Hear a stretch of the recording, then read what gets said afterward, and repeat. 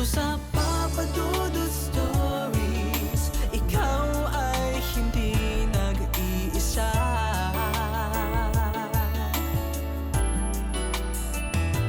Dito sa Papa Dudut Stories, may nagmamahal sa'yo. Papa Dudut Stories, Papa Dudut Stories. Dear Papa Dudut, sa lahat po ng mga nakatutok ngayon, huwag kalimutan na mag-like, mag-share at mag-subscribe.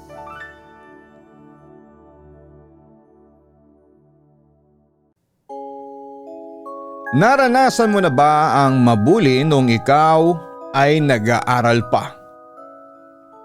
O ikaw mismo ay naging bully noong kabataan mo? Hanggang sa ngayon ay nangyayari pa rin ang bullying sa eskwelahan. Maraming bata at kabataan ang lubos na naapektuhan nito.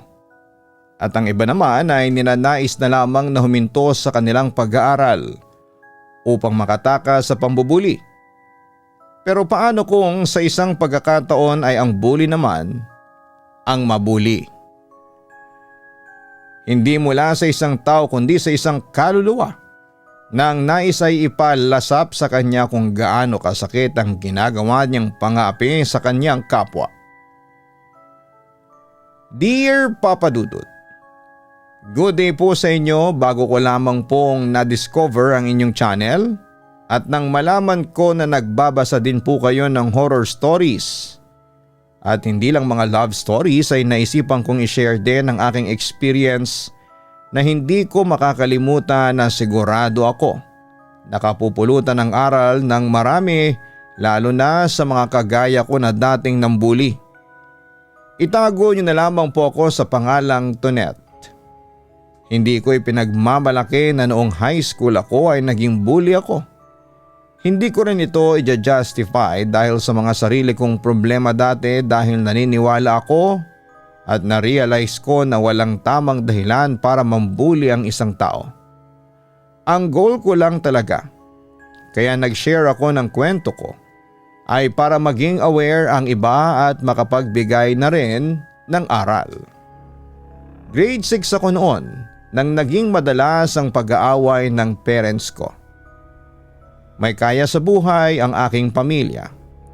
Nagtatrabaho bilang isang private school teacher ang nanay ko, habang ang tatay ko ay isang supervisor sa isang manufacturing company. Tatlo kaming magkakapatid at ako ang bunso. Gaya ng sinabi ko ay halos araw-araw na nag-aaway ang mama at papa ko. Maraming beses na nagkakaroon pa ng pisikalan. Ang dahilan ay ang pagiging babaero ni papa. Palagi itong nahuhuli ni mama na may ibang babae. Bilang teenager na ako ng time na yon, kahit papaano ay naiintindihan ko na ang mga nangyayari.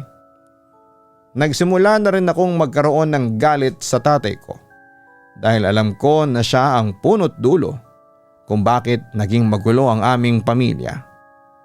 Kung hindi sana siya naging babaero ay hindi sila palaging mag-aaway ng nanay ko. Ang galit ko sa tatay ko ay nadala ko sa school. Alam ko ngayon na mali yon, pero noong teenager pa ako. Feeling ko ay main character kasi ako.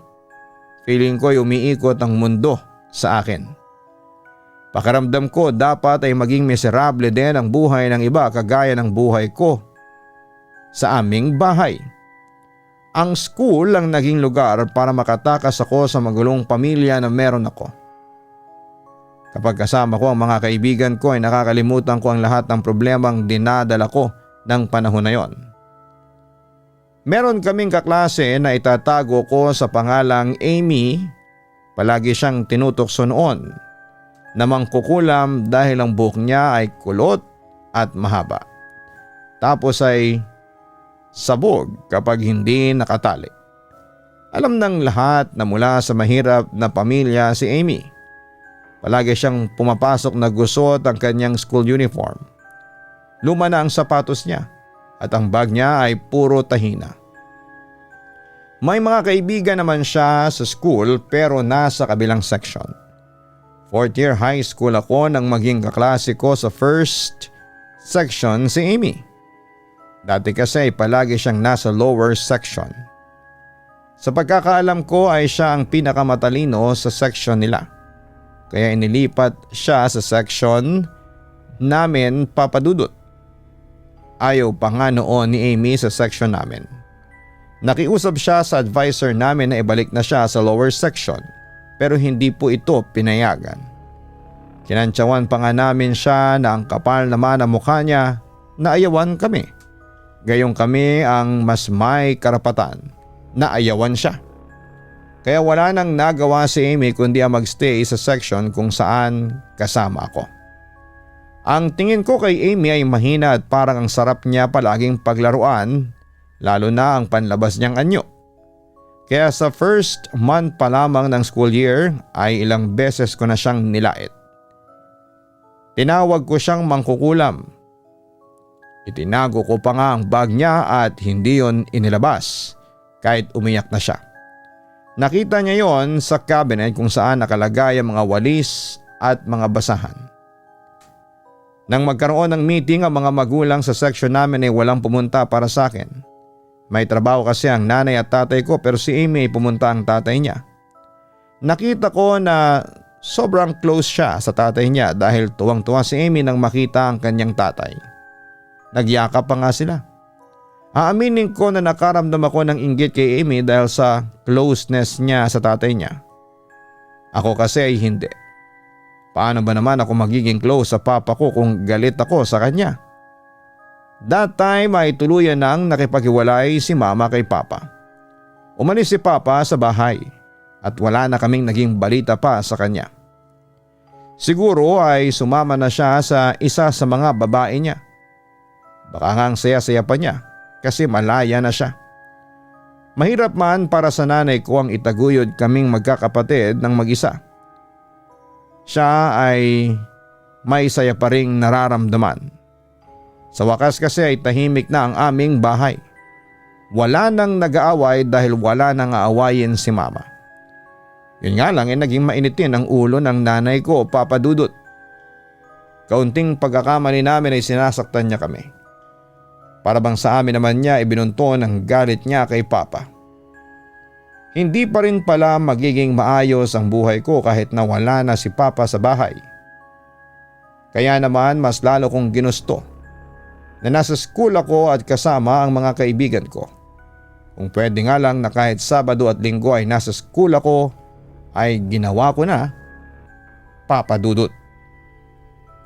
Mas lalong lumala ang inggit ko kay Amy nang magkaroon kami ng school program. Natasan ng section namin na mag-perform ng sabayang pagtula. Naroon ang tatay ni Amy at nakita ko kung gaano siya ka-proud kay Amy habang tumutula ito sa stage. Habang ako naman ay hindi man lang pinuntahan ni mama para panoorin. Wala naman siyang pasok sa trabaho ng araw na yon, pero nang sabihin ko na baka pwede siyang manood ay sinabi niya na may mga mas importanteng bagay siyang dapat gawin kesa sa panoorin ako na tumula sa stage. Nag-level up pa ang pagiging bully ko kay Amy. Bukod sa madalas ko siyang sabihan na mangkukulam at mabaho ay humantong na sa pisikalan ang lahat. May quiz kami noon at iniba ng teacher namin ang arrangement ng aming upuan para maiwasan daw ang kopyahan. Kung iba nga naman ang aming makakatabi ay mahihiya kaming mangopya at magpakopya. Nagkataon na si Amy ang nasa kaliwa ko. Aminado ako na hindi ako nag-aral dahil tiwala ako. Nang isa kong kaibigan na matalino ang makakatabi ko kaya pwede akong mangopya sa kanya. Hindi ko naman alam na iibahin ng teacher namin ang pwesto ng aming upuan para sa quiz na yon. Natatandaan ko na pinagpapawisan na ako sa oras ng quiz dahil 3 pa lamang ang nasasagutan ko. Ang iba ay hindi ko alam, ayaw ko naman na manghula at ayaw kong bumagsak. Alam ko na pagagalitan ako ng mama ko kapag nakita niya na mababa na naman ang score ko sa aming quiz. Alam kong matalino si Amy. Nakikita ko na dire-diretso siya sa pagsagot sa quiz kaya naisipan ko na mangopya sa kanya. Pasimple kong tinignan ang sagot niya pero napansin niya kaagad ang ginagawa ko kaya tinakpan niya ang kanyang sinasagutan ng isa pang papel. Desperada na ako ng time na yon, Papa Dudut. Hinintay kong matapos sa pagsasagot si Amy at nang lumabas sandali ang teacher namin ay mabilis kong hinablot ang papel ni Amy. Apila pa sana siya pero tiningnan ko siya ng masama. Mabilis kong kinopya lahat ng sagot niya at nagawa ko yon bago bumalik ang teacher namin. Kung akala ko ay malulusutan ko ang ginawa ko na yon, Papa Dudut. Pero kinabukasan ay pinatawag kami ni Amy ng teacher na nagpa-quiz sa amin. Pinapunta niya kaming dalawa sa faculty room. Ako ang nag-check ng quiz ninyo kahapon. At alam ko na magkatabi kayong dalawa sa upuan. Nagtataka lamang ako kung bakit magkaparehas kayo ng sagot. Parehas ang number kung saan kayo mali at tama. Pwede ba ang pakipaliwanag ito sa akin? Seryosong wika ng teacher namin. Walang umiimik sa aming dalawa ni Amy. Panayang dasal ko na sana'y huwag magsalita si Amy. Sino ang nangopya kanino? Tanong pa ng teacher namin. Nang wala pa ring nagsalita sa amin ni Amy ay pinaritik sa amin ang quiz at ginawa namin yon sa harapan ng teacher namin sa faculty room. Nang matapos ang quiz ay halos wala akong naisagot habang si Amy ay lahat ay merong sagot. Hindi rin nalayo ang score na nakuha ni Amy sa score niya sa quiz na una naming sinagutan. Kaya nalaman ng teacher namin na ako ang nangopya. Amy, kilala kita, mabait kang bata. Bakit mo pinakopya si Tonet? Tanong ng teacher namin kay Amy. Ma'am, hindi ko po siya pinakopya. Kinuha niya po ang papel ko ng sapilitan. Natakot po ko kay Tonet kaya wala na ako nagawa pa. Sorry po ma'am, pag-amin ni Amy sa totoong nangyari. Galit na galit ako kay Amy dahil sa pagkakasabi niya ng totoo. Napahamak ako dahil doon. Ipinatawag ang nanay ko at kinausap ng teacher at guidance counselor ng school. Kung hindi pa nakiusap ang nanay ko ay may expelled sana ako ng 1 week. Pumayag naman ang guidance counselor na huwag akong expelled pero ang kapalit ay maglilinis ako ng CR ng mga babae bago mag-uwian sa loob ng 1 linggo. Ang gusto ko sana ay ma-expelled na lamang kesa sa maglinis ng CR. Pero alam ko na mas magagalit ang nanay ko kapag sinabi ko yon. Pag uwi sa bahay ay sinaktan ako ni mama. Galit na galit siya sa akin dahil sa binigyan ko raw siya ng kahihiyan. Teacher pa naman daw siya tapos ganun pa ang gagawin ko. Wala akong ibang sinisisi kundi si Amy. Isang hapon habang naglilinis ako sa CR ay pumasok si Amy. Siya lang mag-isa. Naisip ko na yun ang chance ko para makaganti sa kanya. Nang palabas na siya ng CR ay hinarang ko siya at kinumpronta. Sinabi ko na kasalanan niya kung bakit napatawag ang nanay ko sa school. Nangatwiran siya na kung hindi ako nangopya sa kanya ay hindi yon mangyayari. Dahil sa galit ko kay Amy ay sinampal ko siya at sinabunutan. Walang ginawa si Amy kung hindi ang alisin ang kamay ko sa buhok niya. Hindi siya gumante o lumalaban sa akin, Papa Dudut. Nang humupa na ako ng kaunti ay pinagbantaan ko si Amy na kapag nagsumbong siya ay mas malala pa ang gagawin ko sa kanya. Hindi nagsumbong sa kahit na sino si Amy dahil kung nagsumbong siya ay malamang ay ipapatawag ulit ang nanay ko. Sa hindi pagsusumbong ni Amy ay mas lalong lumakas ang loob ko na ibuli siya, Papa Dudut. Palaging may dalang bottled water na 1 litro si Amy. Yon ang nilalagyan niya ng baon niyang tubig sa school. Alam ko na 1 bottled water lang ang dinadala niya araw-araw. dahil wala na yung plastic kung saan nakalagay ang pangalan ng bottled water. Isa yon sa mga pinagtatawanan ko sa kanya. Sinasabi ko sa kanya na wala ba siyang pambili ng totoong lagay ng tubig kaya yon ang ginagamit niya. May isang beses na itinago ko ang baunan niya ng tubig at talagang umiyak siya. Hindi rin ako makapaniwala na nagawa niyang magsumbong sa teacher namin para lamang mahanap niya ang baunan niya ng tubig.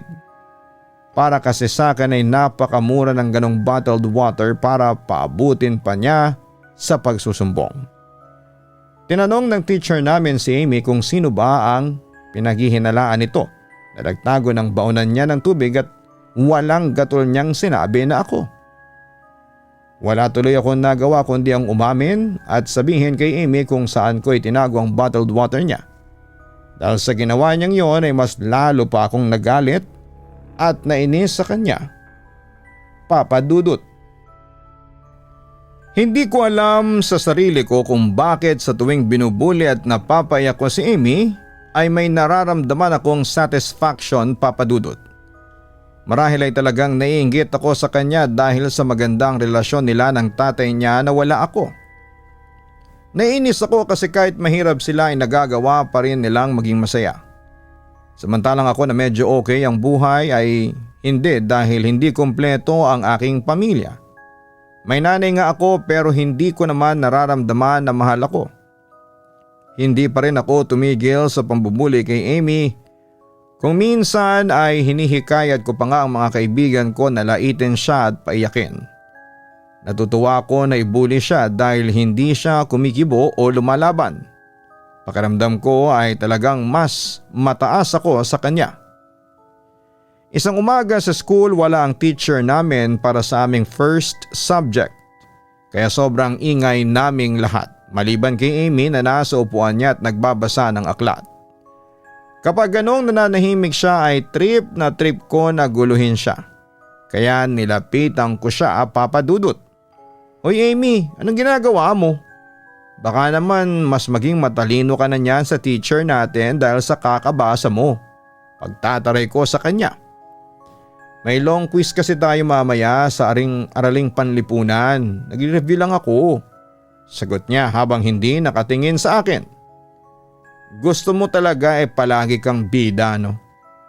Tumigil ka muna dyan at ibili mo ako ng tubig sa kantin. Bilisan mo.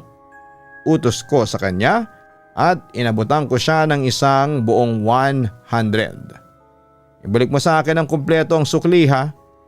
Mukha pa namang malikot ang kamay mo. Dugtong ko pa.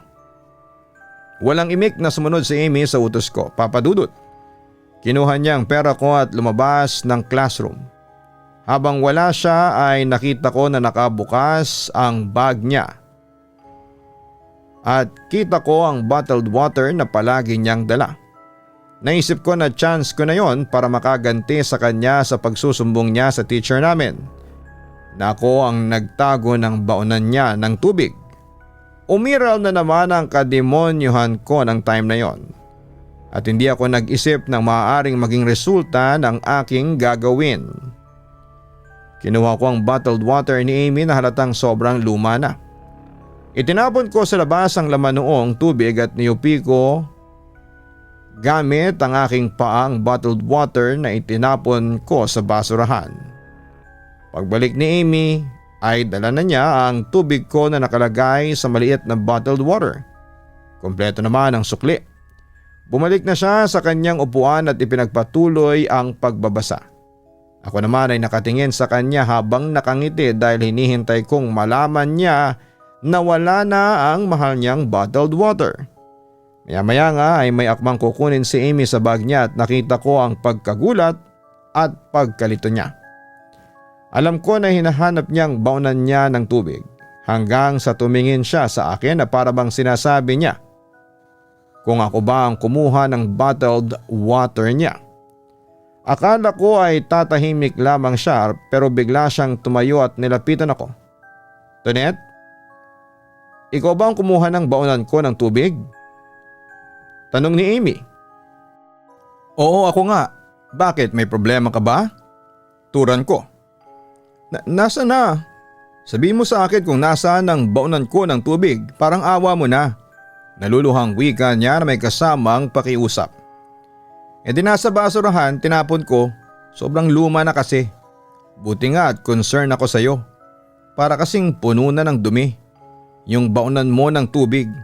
Mamaya magkasakit ka pa. Nakakaloko kong turan. Kinuha ni Amy ang bottled water sa basurahan at nang bumalik siya ay umiiyak siya. Bakit mo ginawa sa akin ang bagay na ito? Bakit ginanito mo ang baunan ko ng tubig? Wala ka talagang puso. Sigaw niya sa akin habang umiiyak. Kung makarya ka naman ay parang gintuyang baunan mo ng tubig. Wika ko. Inubos ko ang tubig sa bottled water na pinabili ko kay Amy at inabot ang lalagyan sa kanya. Sa'yo na lang to. Para may bago kang baunan ng tubig. Mas bago ito, medyo maliit nga lang. Nakangising dugtong ko. Hindi ko inaasahan ang kasunod na gagawin ni Amy. Malakas niya akong hinampas sa ulo ng hawak niyang yuping bottled water. Sa sobrang galit ko ay tumayo ako at sinabinutan siya. Galit na galit kong pinagmumura si Amy at hindi ko talaga maintindihan kung bakit gano'n na lamang ang pagpapahalaga niya sa bottled water na yon para umabot siya sa pananakit sa akin. May mga kaklase ako na tumakbo sa kabilang classroom para tawagin ang gurong nagtuturo doon. Naabutan ako ng teacher sa kabilang classroom na nakaibabaw kay Amy habang sinasampal ko siya. Kaya naman kinabukasan ay pinatawag sa school ang nanay ko at tatay ni Amy. Muli kaming humarap sa advisor namin at sa guidance counselor. Si Amy ang tinanong kung ano bang nangyari at nag-away na naman kaming dalawa. Sinabi niya na kinuha at sinira ko ang baunan niya ng tubig kaya hindi na siya nakapagtimpi pa na saktan ako. Plastic na bottled water lang naman yon. Kahit bigyan ko pa siya ng 5 ganon ay kaya ko. Mataray kong turan.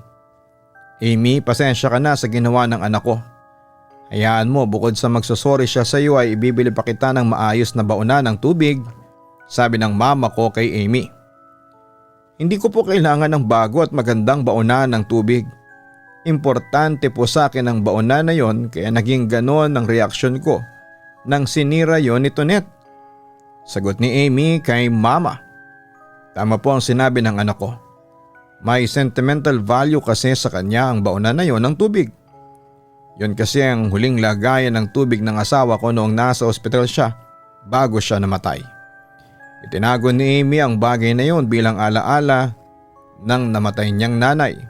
Malungkot na sabi ng tatay ni Amy. Lahat kami ay natahimik sa aming mga nalaman. Maya-maya ay umiyak na si Amy ng sandaling yon at may kaunting konsensya nang sumundot sa akin. Kahit papano ay naintindihan ko na kung bakit ganoon kaimportante ang bottled water na yon para kay Amy. Kahit para sa akin ay walang kwenta ang bagay na yon. Sa huli pinagsorry na lamang ako kay Amy. Na-expel din ako ng 1 week. Hindi ko alam kung bakit biglang nagbago ang tingin ko kay Amy. Ang buong akala ko kasi ay masaya at buo ang pamilya niya. Yung may tatay at nanay at hindi ko akalain na wala na pala siyang nanay. Magkaparehas lang pala kami na single parent ang kasama. Mas malala pa nga kay Amy dahil patay na ang nanay niya. Habang sa akin ay buhay pa ang tatay ko at nagpapakasaya lang sa kantungan ng ibang babae. Isa pang pinagkaiba namin ni Amy ay mabait pa rin siya kahit na hindi buo ang pamilya niya. Habang ako ay ibinabaling sa ibang tao ang galit na meron sa aking puso nang dahil sa wasakong pamilya. Hindi ko rin nagustuhan ang pagkaka-expelled ko ng 1 week. Palagi kasi akong nasa bahay lang at pinagbawalan ako ng nanay ko na lumabas. Parusa niya raw yun sa akin dahil sa ginawa ko. Wala akong ginawa kundi ang gawin ng lahat ng mga gawaing bahay. Pakiramdam ko nga isa akong ibon na nakawala sa hawla nang makabalik na ako sa school. Sa pagbalik ko sa school ay napansin ko na wala si Amy. Inisip ko na baka absent lamang kahit alam ko na hindi siya yung klase ng estudyante na uma-absent. Kinabukasan ay wala pa rin si Amy. Nagtaka na ako, Papa Dudut, kaya nagtanong na ako sa isa kong kaibigan na babae. Bakit parang 2 days nang absent si Amy? Kahapon ko pa siya hindi nakikita, tanong ko. Bakit mo siya hinahanap? Namimiss mo na ba siya? Wala ka nang nabubuli, ang nakatawang sagot ng kaibigan ko. Pwede bang sagutin mo na lang ang tanong ko? Ang dami mo pang sinasabi. Nakairap kong turan. Wala na dito si Amy last week pa. Ang alam ko ay lumipat na siya ng school. Pinayagan siyang mag-transfer kasi ang reason niya ay nabubuli siya dito sa school. Kaya ikaw ang may kagagawan kung bakit wala na siya dito sa school natin. Well, kahit naman saan siya lumipat ay mabubuli pa rin siya kasi mukha siyang mangkukulam. Sagot ng kaibigan ko sabay tawa ng malakas. Hindi ko alam ang mararamdaman ko ng mga sandaling yon, Papa Dudut. May parte ng utak ko na nagsasabi na dapat ay maging masaya ako dahil napaalis ko si Amy sa school. Pero may isang parte din ng utak ko na parang nakukonsensya. Pero mas okay na nga rin siguro na wala siya sa school para wala na akong kinaiinggitan ng palihim. Wala akong kalam-alam na ang pag-alis ni Amy sa school namin ay siyang pagsisimula ng kakaibang karanasan sa buhay ko na hindi ko makakalimutan. Isang hapon, uwian na noon, ugali ko nang magpunta muna sa CR bago ako lumabas ng school para ayusin ang aking sarili. Dahil sa uwian na ay wala ng tao sa CR nang pumasok ako at normal naman ang ganong senaryo, Papa Dudut. Parang ako nga lang yata ang nagpupunta sa CR bago umuwi ng bahay. Karamihan kasi sa mga estudyante ay excited na makauwi sa kanilang pamilya. May malaking salamin kasi sa CR ng school. Habang nakaharap ako doon ay nagsusuklay ako ng buhok ay itinali ko yon. Pagkatapos ay naglagay ako ng pulbos sa mukha ko at nagwisik ng cologne. Bago ako lumabas ng CR ay pumunta muna ako sa isang cubicle para umihi. Nakaupo ako sa bowl nang maramdaman ko na biglang lumamig ang paligid tapos ay nagtaasan ng mga balahibo ko sa aking braso. Hindi ako natakot dahil sa ilang taon ko sa school na yon ay wala namang kwento ng mga multo o katatakutan sa CR na kinakaroonan ko. Inisip ko na baka dahil lamang sa hangin kaya biglang lumamig. Maya-maya ay nagulat ako nang marinig ko na nag-flash ang toilet bowl sa katabi kong cubicle. Ang akala ko kasi ay mag-isa lamang ako roon kaya medyo nagtaka ako. Nang matapos na ako sa pag-ihi ay sumilip ako sa awang sa ilalim ng cubicle pero wala akong nakitang tao sa kabilang cubicle. Bigla akong tinabla ng takot at nagtatakbo ako palabas ng CR. Pagdating ko sa labas ng school ay pawis na pawis ako at nahulas na ang pulbo sa aking muka. Nandun ang dalawa kong kaibigang babae na naghihintay sa akin. Anong nangyari sa iyo, Tonet? Mukha kang crinkles na nababad sa tubig. Nagbuo-buo na ang powder sa mukha mo. Pabirong puna sa akin ng isa kong kaibigan na si Ashley. Tumigil ka nga, Ashley. May multo sa CR. Nag-flash ng mag-isa yung isang bowl doon. Nanginginig kong wika. Multo? Imbento ka ha. Ang tagal na natin dito sa school. Walang multo dito. Ano ba yan? Paraan mo ba yan? Para magpasikat dito sa school? Kunwari ay may third eye ka. Wow, bongga yan ha. Bagong gimmick. Sabi naman ni Rachel. Hindi ako nagsisinungaling. May multo talaga sa CR. Tumaas ang balahibo ko nang walang dahilan eh. Hindi ba kapag ganun daw may multo na malapit sa'yo? Sabi ko. Naku, gutom lang yan. Ang mabuti pa, ililibre ko kayo ng fishball bago tayo maglakad pa uwi ng bahay. Birthday ko na next week kaya i-advance ko na ang pag-treat sa inyo. Wika pa ni Rachel. Ang cheap ha, fishball talaga. Ungot ni Ashley. Huwag ka na mag-inarte, buti nga at ititreat ko pa kayo. Sabi naman ni Rachel. Alam ko na hindi sineryoso ng mga kaibigan ko ang sinabi ko, Papa Dudut. Iniisip talaga nila na gawa-gawa ko lang ang kwentong yon para pag-usapan ako, pero alam ko sa aking sarili na hindi normal ang nangyari sa CR. Matagal na akong nagpupunta sa CR sa school at never kong na-experience na nag-flash ng mag-isa ang toilet bowl doon. Nung araw na yon lamang nangyari yon sa akin, kaya hindi ko maiwasang isipin na may multo doon. Ang nakapagtataka lang ay bakit sa akin siya unang nagparamdam. Ang daming estudyante sa school pero kahit isang beses ay wala akong nasagap na kwento na may nakita silang multo sa CR o sa mismong school, Papa Dudut. Pagka-uwi ko sa bahay ay sinabi sa akin ng kapatid ko na hindi makaka-uwi si Mama ng gabing yon dahil sumama ito sa isa nitong kaibigan na lalaki. Sinabi raw ni Mama na bukas na ito ng tanghali makaka-uwi kaya kami muna ang bahala sa aming mga sarili. Ako na ang nagsaing, ininit ko na lamang ang ulam na natira noong tanghali. Pagkatapos ay kumain ay dumiretso na ako sa kwarto naming magkakapatid. Magkakasama kasi kami sa isang kwarto, may isang kama doon at magkakatabi kaming natutulog na magkakapatid. Miga na kaagad ako at inisip ang nangyari sa CR. Nagkaroon na tuloy ako ng takot na magpunta sa CR na yon. Kaya naisip ko na palagi na akong magpapasama kina Rachel at Ashley kung sakali na pupunta ako sa CR sa school. Hindi ko na malaya na nakatulog na pala ako, Papa Dudut. Nagising na lamang ako na madilim na sa kwarto. Sigurado ako na isa sa mga kapatid ko ang nagpatay ng ilaw nang makita na natutulog ako.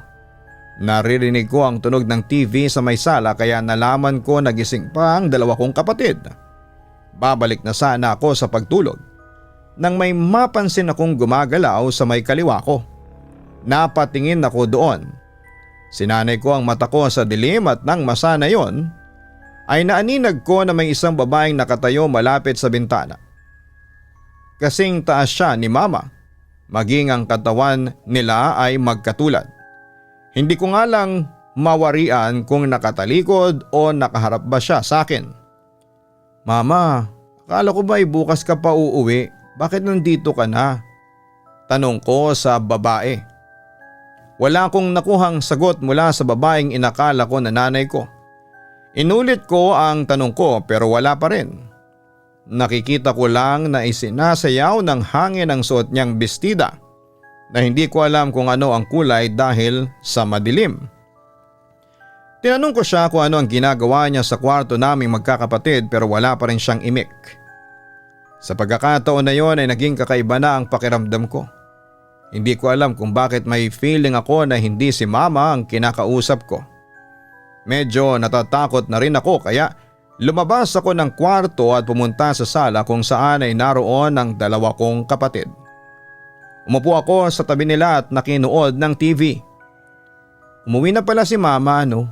Akala ko ba bukas pa siya uuwi dito? Casual kong sabi. Anong umuwi? Di pa siya umuwi, no? Sabi ng panganay kong kapatid. Nandun siya sa kwarto natin, nakita ko nakatayo sa tabi ng bintana. Ang weird nga niya kasi kinakausap ko pero hindi siya sumasagot. Baka may problema na naman. Turan ko. Nagtalo pa kami ng mga kapatid ko at paano ay pinipilit ko na umuwi na si Mama. Kahit ang sabi nila ay hindi pa. Sabi ko pa baka sobrang tutok sila sa pinapanood nila kaya hindi nila namalaya na pumasok na ng bahay si Mama at nagpunta sa kwarto naming tatlo. Para maniwala sila sa akin ay inaya ko sila sa kwarto namin para makita nila doon ang nanay namin. Nagpustahan pa nga kami na kapag wala doon si Mama ay bibigyan ko sila ng tig 10 pesos.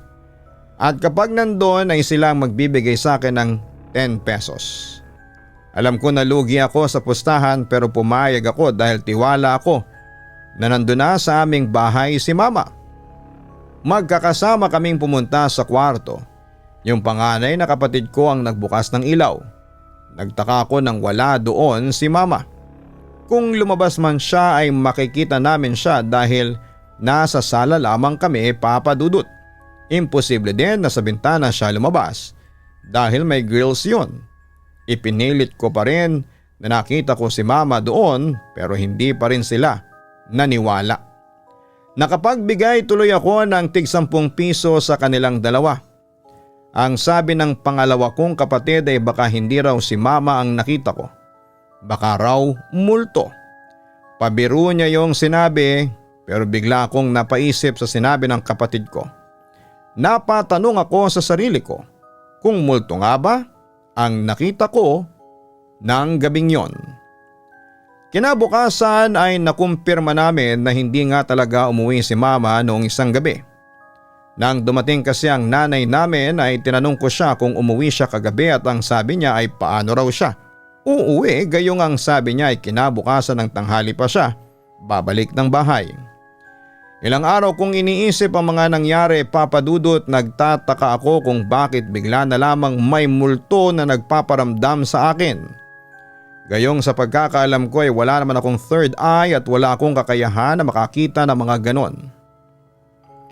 Rachel, sa tingin mo ba, posible kaya ang isang multo na nararamdaman mo sa isang lugar ay sumunod sa iyo sa bahay ninyo? Minsan ay tanong ko sa kaibigan ko habang nasa kantin kami. Malay ko.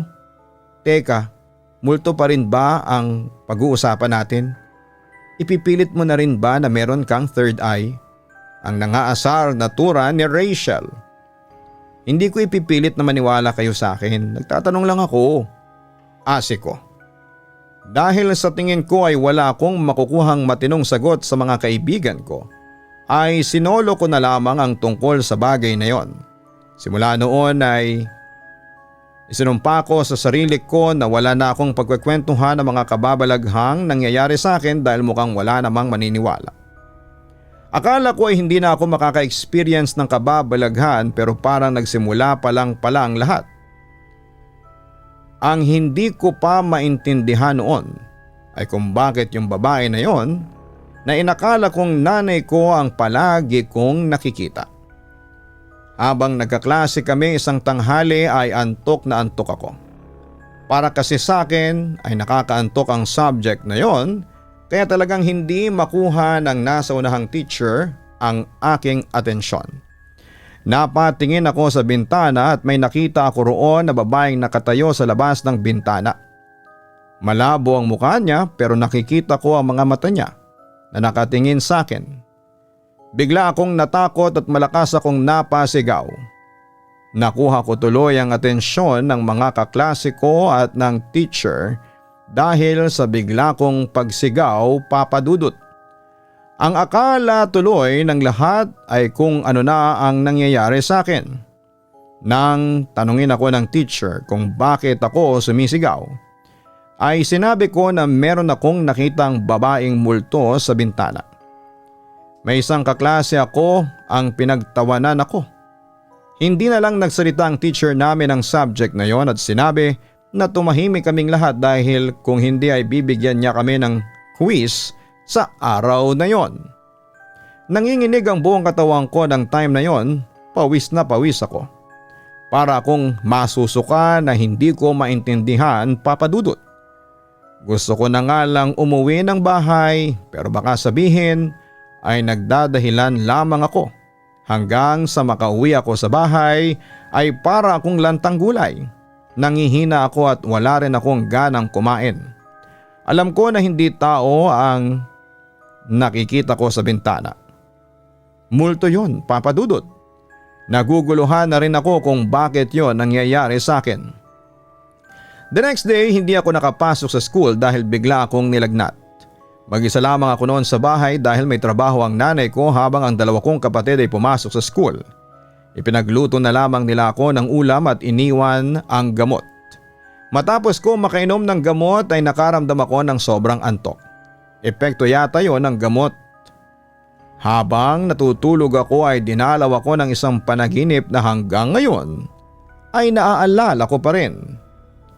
Hinabol daw ako ng isang babae na hindi ko kilala. Binabato niya ako ng malaking bato at hindi ko alam kung bakit niya yun ginagawa sa akin. Nadapa raw ako at doon ako naabutan ng babae. Walang tigil niya akong binato. Ipinagsalag ko ang aking mga braso. Kahit panaginip lamang yon ay damang-dama ko ang sakit ng pagtama ng mga bato sa iba't ibang parte ng aking katawan. Panay din ang tawa ng babae. Matinis ang tawa niya at kung pakikinggan niyo ay masakit sa tenga. Mabuti na lamang at nagising ako mula sa panaginip na yon. Grabe ang pawis ko. Pero ang lagnat ko ay hindi pa rin bumababa. 4 na araw akong nilalagnat bago ako tuluyang gumaling. Sa 4 na araw na yon ay ilang beses kong nakita sa panaginip ang babae. Kaya kapag inaantok na ako noon ay natatakot na akong makatulog dahil baka makita kong muli ang babaeng yon sa panaginip. Sa pagkakataon na yon ay alam kong may maling nangyayari. Naisip ko rin na baka yung babae sa panaginip ko at ang multo ng babae na nakikita ko ay iisa lamang. Ang hindi ko lang talaga maintindihan ay kung bakit siya sa akin nagpapakita. Pero isang bagay ang sigurado ako, Papa Dudut. Galit sa akin ang babaeng yon at natatakot ako na baka kung ano ang gawin niya sa akin o kaya ay saktan niya ako. Noon ay hindi talaga ako naniniwala sa mga multo. Akala ko ay sa mga pelikula lamang sila nag-i-exist. Pero nang ako na mismo ang naka-experience, doon na ako naniwala na totoo pala talaga sila. Isa sa mga hindi ko makakalimutang nangyari sa akin ay noong isang tanghali na nasa kantin ako at kumakain. Sumama ang tiyan ko kaya nagpasama ako kay Rachel sa CR. Pagpasok ko sa isang cubicle at habang nakaupo na ako sa toilet bowl ay may nakita akong babaeng nakasilip sa itaas. Nanlilisik ang mga mata niya habang nakatingin sa akin at nang sumigaw ako ay nawala ang babae saka kumatok si Rachel sa pinto ng cubicle. Hindi ko na tinapos ang dapat kong gawin at nagmamadali na akong lumabas ng banyo kasama ang kaibigan ko. Kumalat sa buong school ang mga nangyayari sa akin, Papa Dudut. Marami ang nag-iisip na imbento ko lamang ang lahat ng yon para pag-usapan at papansin. Ako naman tuloy ang nabuli at nabansagan na sinungaling. Pati mga kaibigan ko ay nilayuan ako dahil ayaw nilang madikit sa akin at baka pati sila ay mabuli din. Sa pagkakataon na yon ay naalala ko si Amy at ang mga ginawa ko sa kanya. Pero alam ko na walang-wala ang naranasan kong bullying sa ginawa kong pambubuli sa kanya dati. Nang makagraduate ako ng high school ay natigil na rin ang pagpaparamdam at pagpapakita sa akin ng babaeng yon, Papa Dudut. Doon ko na rin na-realize na maaaring ang multo na yon ay ang kaluluwa ng nanay ni Amy. Baka kaya niya ako tinatakot ay dahil sa ginawa ko sa anak niya. Pero hindi ako sure kung tama ang hinala ko. Yun lang kasi ang naiisip kong paliwanag sa lahat ng mga nangyari sa akin noong 4th year high school ako. Ang huli kong balita kay Amy ay maganda na ang buhay niya, nasa Canada na siya at kasama na niya roon ang kanyang tatay. Tinignan ko kasi ang Facebook niya habang sinusulat ko ito, Papa Dudut. Ngayon ay nagsisisi na ako sa mga ginawa ko sa kanya. Alam kong huli na ang lahat para mag-sorry ako sa kanya pero may mga pagkakataon pa rin na napapaisip akong i-chat siya at humingi ng tawad. Yun nga lang ay pinangungunahan na ako ng hiya. Pero sana'y dumating ang time na magkaroon na ako ng lakas ng loob para humingi ng tawad sa kanya. Kung hindi man niya yon maibigay sa akin ay maintindihan ko naman siya. Alam ko na hindi biro ang nagawa ko sa kanya at wala akong ibang hiling kundi ang mas maging matagumpay pa siya sa buhay at makamit niya ang lahat ng ninanais ng kanyang puso dahil alam kong deserve niya yon. Sincerely yours, Tonet. Malaki ang nagiging epekto ng bullying sa isang bata o teenager. Maapektuhan nito ang performance niya sa eskwelahan at maaari din siyang magkaroon ng mental health issue. Kaya iwasan ang pambubuli ng inyong kapwa. Mas makakabuti na kung hindi mo gusto ang isang tao ay iwasan mo na lamang siya. Para naman sa mga nabubuli ay agad kayong humingi ng tulong sa mga nakakatanda na alam ninyong makakatulong sa inyo. Para sa mga magulang, maging mapagmatsyag tayo sa ating mga anak. Kapag nararamdaman ninyo na meron siyang problema sa school, ay kausapin nyo siya ng maayos. At may mga kabataan kasi na natatakot o nahihiya na magsumbong at malaking tulong na sila ay magsalita kung tayong mga magulang ang unang kakausap sa kanila at makakaramdam. Tandaan natin na ang bullying ay hindi lamang sa school nangyayari. Nangyayari din po ito sa online world, sa trabaho at kahit sa mismong tahanan. Palagi nating piliin ang maging mabuting tao. Sabi nga, kung ayaw mong gawin sa iyo ay huwag mong gawin sa iyong kapwa. Mag-isip-isip na mga sasabihin sa ibang tao, lalong-lalo na kung hindi mo totoong kilala ang taong iyong iinsultuhin. Huwag kalimutan na mag-like, mag-share at mag-subscribe. Maraming salamat po sa inyong lahat.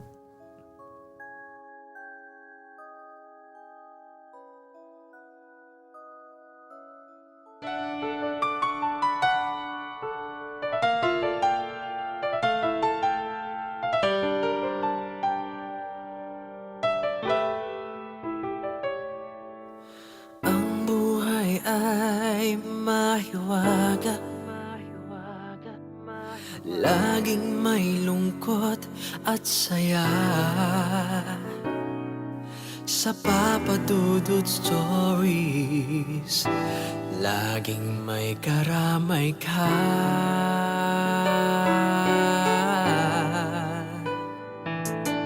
Mga problemang kaibigan, dito ay pakikinggan ka. Sa Papa Dudut Stories, kami ay iyong kasama. Dito sa Papa Dudut Stories, ikaw ay hindi nag-iisa.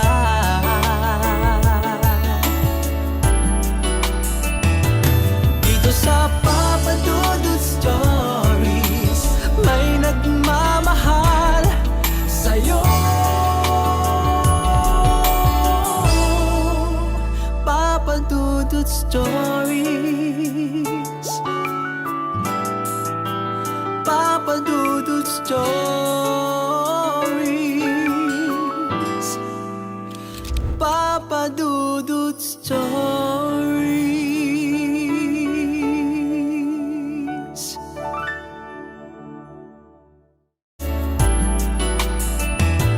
Dito sa Papa Dudut Stories, may nagmamahal sa'yo. Papa Dudut Stories, Papa Dudut Stories. Hello mga ka-online, si Papa Dudut po ito. Nag-enjoy ka ba sa ating kwento ngayong araw?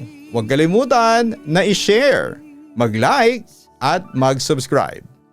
Maraming salamat po.